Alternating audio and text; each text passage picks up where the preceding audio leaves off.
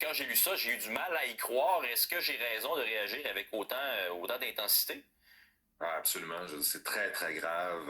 On manque de mots en fait pour décrire ce qui est en train de se passer au sud de la frontière. Là, imaginez-vous, là, c'est comme si des agents de la GRC débarquaient dans un tribunal pour procéder à l'arrestation d'un juge au Canada.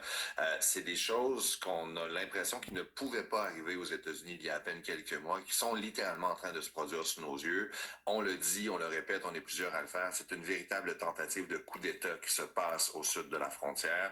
Un coup d'État, ça peut se faire de l'intérieur, ça peut se faire même si on a été élu à un poste.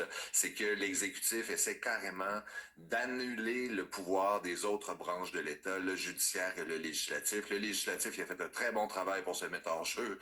Tout seul, les républicains ont beaucoup trop peur de Donald Trump et donc ne disent rien Ouais.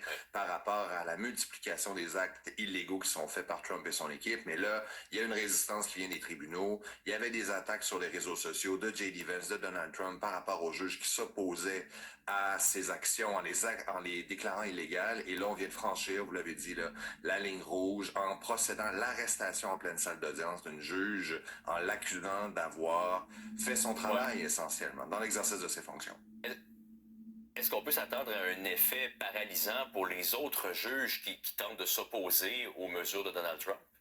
C'est clairement l'objectif. Je veux dire, il n'y a pas d'autre raison derrière un coup de force de cette nature-là. Il faut aussi souligner que Kash Patel, l'actuel directeur du FBI, est un loyaliste de Trump qui, au cours des dernières années, là, a énoncé plusieurs théories du complot associées à la mouvance QAnon, donc l'État profond qui est mis de l'avant par Trump et son administration. Et donc, Ouais. c'est l'effet escompté de faire peur aux juges pour qu'ils cessent de faire leur travail. Il va falloir voir quelle va être la réaction. Puis il faut que la réaction viennent très très fort en fait et de la justice et du Ouais. législateur en fait qui va devoir prendre la parole là.